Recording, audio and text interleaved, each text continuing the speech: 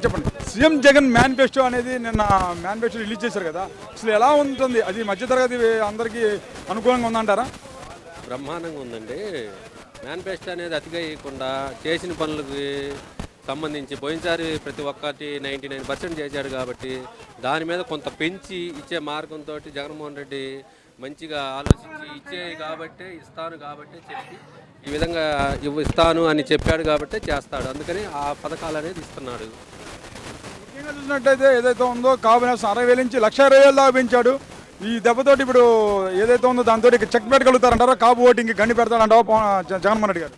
Compulsory కాపు voting ఇప్పుడు కాదండి, ఎప్పుడో గండిపడింది. ఈ పవన్ కళ్యాణ్ అనే వ్యక్తి వాళ్ళ దగ్గరికి ఎప్పుడైతే వెళ్ళాడో, వాళ్ళు ఇచ్చిన 20 సీట్లకి ఎప్పుడైతే వంగిపోయాడో అప్పుడే కాపు ఓటింగ్ అనేది కంపల్సరీ గండిపడింది. అది జగన్మోహన్ రెడ్డికి వారు బాగా అనుకూలంగా ఉన్నారు నాయుళ్ళు అనేవాళ్ళు. ఈ 1-20 అనేది బాగా పనిచేసింది. ఈ కాపు ఓటర్లందరికీ అనే దానికి 1,20,000 బాగా పనిచేస్తుంది. కానీ 2 పేజీలతోనే వస్తున్నాను, చెప్పినవే చేయగలిగే ఏదైతే ఉన్నాయో అవి మాత్రమే పొందుపరుస్తున్నాను అని చెప్పేసి అన్నాడు జగన్మోహన్ రెడ్డి గారు. అటు చూస్తే టీడీపీ సూపర్ 6 అంటుంది. సూపర్ 6 సూపర్ 9లు ఇవన్నీ పనికిరావండి. ఈయన అన్నం పెడతాడంటే అన్నమే పెడతాడు. చంద్రబాబు ఇవాళ ఆకలేస్తుంది అన్నం పెడతాడు, 2 రోజులు బిర్యానీ పెడతా అంటే ఈ 2 రోజులు ఇటు బతికుండొద్దు. పేదల బతుకలు అయిపోయింది అతనికి. పేదలంటే అతనికి ఎక్కడ లేని సులకన. ఆయన చేసే ఎప్పుడు చెప్పడు, ఆయన చేసేది లేదు పెట్టేది లేదు, ఏదో ఊరకట్లు చెప్తుంటాడు చంద్రబాబు. ఆయన ఏది చెప్పినా జగన్మోహన్ రెడ్డినే నమ్ముతారు. కానీ ప్రజలు చంద్రబాబు 1,00,000 2 లక్షలు ఇస్తా అన్న ఎవరు ఏం నమ్మే పరిస్థితి కాదు. ఈరోజు ప్రజలంతా జగన్మోహన్ రెడ్డి వెంట ఉన్నారనేది వాస్తవం.